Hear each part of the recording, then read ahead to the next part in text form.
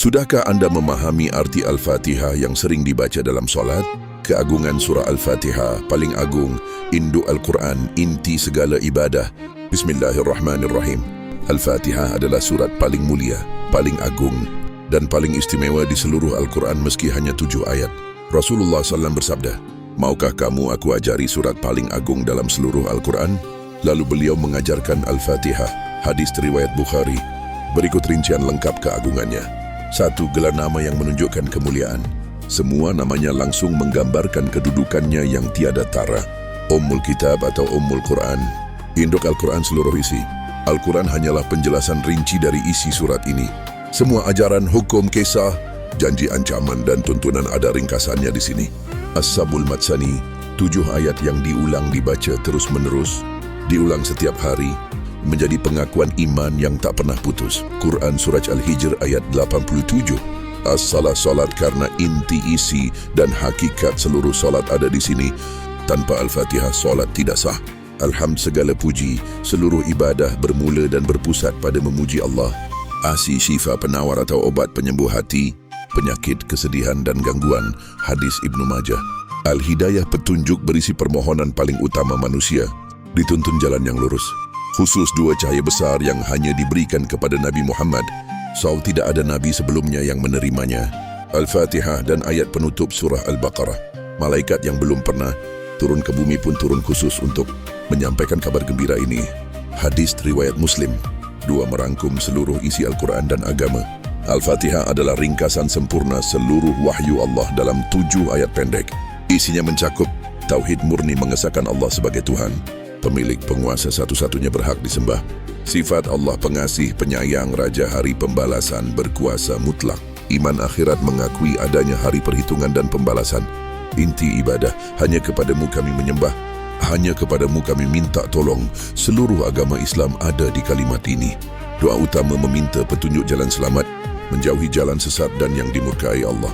Ulama berkata Al-Quran seluruhnya adalah penjelasan Al-Fatihah, dan Al-Fatihah adalah inti seluruh Al-Quran. Tidak ada satu pun ajaran yang hilang darinya. 3. Dialog langsung antara Allah dan hambanya, khusus dan mulia. Allah berfirman dalam hadis Qudsi yang sangat agung, "Aku membagi solat ini menjadi 2 bagian, separuh untukku, separuh untuk hambaku. Dan apa yang diminta hambaku pasti akan ia dapatkan." Bagian Allah di ayat 2 dan 3, Allah menceritakan kebesaran sifat dan kekuasaannya. Bagian hamba ayat 4 ayat 7, hamba menjawab, mengabdi, bersandar, dan meminta tuntunan. Ini adalah keagungan tiada tara. Allah berbicara langsung kepadamu lewat firman-Nya saat kamu membacanya. Lalu Dia mendengar langsung jawaban dan doamu. Tidak ada bacaan lain yang punya kedudukan dialog semacam ini. 4. Inti dan syarat sah solat. Rasulullah SAW menegaskan tegas, tidak sah solat bagi orang yang tidak membaca Al-Fatihah. Hadis riwayat Bukhari dan Muslim. Ia adalah rukun solat, sama pentingnya seperti takbir, sujud atau rukuk. Di setiap rakaat wajib dibaca 17 hingga 20 kali sehari.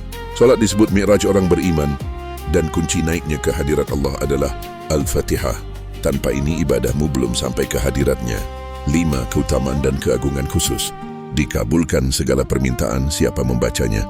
Setiap huruf yang dibaca lalu meminta sesuatu kepada Allah, pasti dikabulkan karena doa terbesar, "Tunjukilah kami jalan yang lurus," adalah permohonan paling utama yang pasti diterima.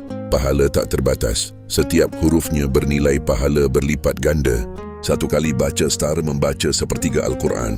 Penawar segala penyakit. Nabi SAW pernah membacanya untuk orang sakit, lalu sembuh seketika. Ia obat hati yang gelap, hati yang sedih, jiwa yang gelisah, dan penyakit fisik dengan izin Allah. Pembuka segala kebaikan, membuka pintu rahmat, hidayah, rezeki, ampunan, dan jalan keluar dari segala kesulitan. Disebut Al-Fatihah adalah pembuka karena ia membuka segala kebaikan dunia dan akhirat. Lebih mulia dari kitab sebelumnya. Isinya merangkum dan menyempurnakan isi Taurat, Zabur, dan Injil dengan sempurna dan paling lengkap. 6. Ringkasan keagungan terbesar. Al-Fatihah agung karena isinya lengkap tapi singkat. Kedudukannya inti dari seluruh agama dan ibadah. Ada dialog langsung Allah, hamba diberikan khusus hanya untuk umat Nabi Muhammad SAW yang mulia. Menjadi kunci segala kebaikan, penyembuh, dan penunjuk jalan selamat. Kesimpulan ringkas, Al-Fatihah bukan sekadar bacaan hafalan, Tapi kalimat paling mulia di langit dan bumi, rangkuman seluruh wahyu, jantung solat dan satu-satunya doa, lengkap yang paling didengar dan dikabulkan. Allah membacanya dengan hati sadar, berarti kamu telah beribadah dengan isi seluruh agama Islam. Demikian ulasan singkat. Semoga bermanfaat. Assalamualaikum warahmatullahi wabarakatuh.